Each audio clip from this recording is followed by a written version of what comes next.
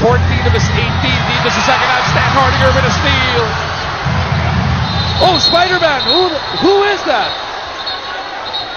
Oh my goodness. Sino yan? What an idiot. He actually hit Junmar. Oh my goodness. Where did he come from? It's one thing na magpagka-KSP ka ng ganyan. It's another na may tatamaan ka player. Came from the my other goodness. side.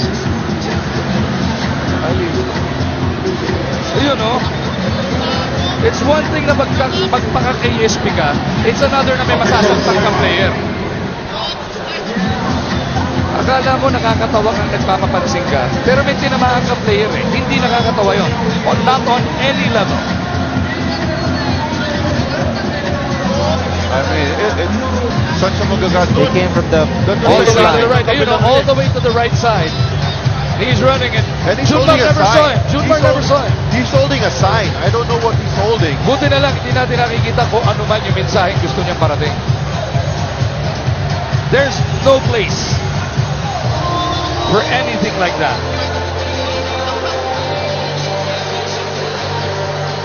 Pero tama ka, Chart. Dapat tanggalin yung maskara niya.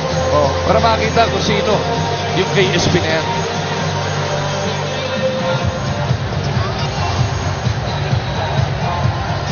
Yung pinagpalitan ng damit, nahanap na doon sa dulo.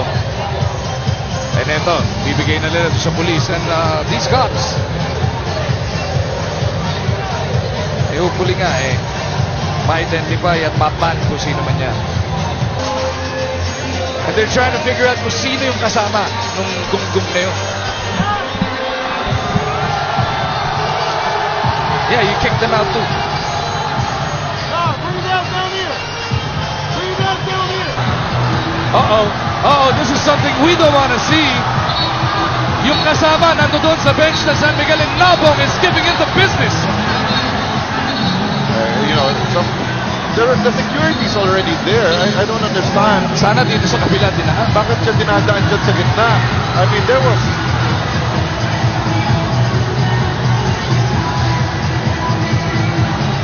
May exit naman dun sa kabila.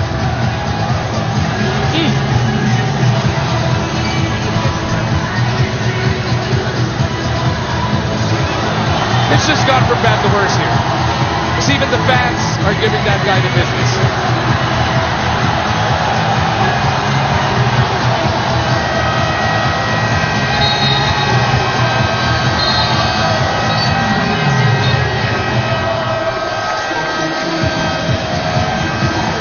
And you're correct, Coach Archie.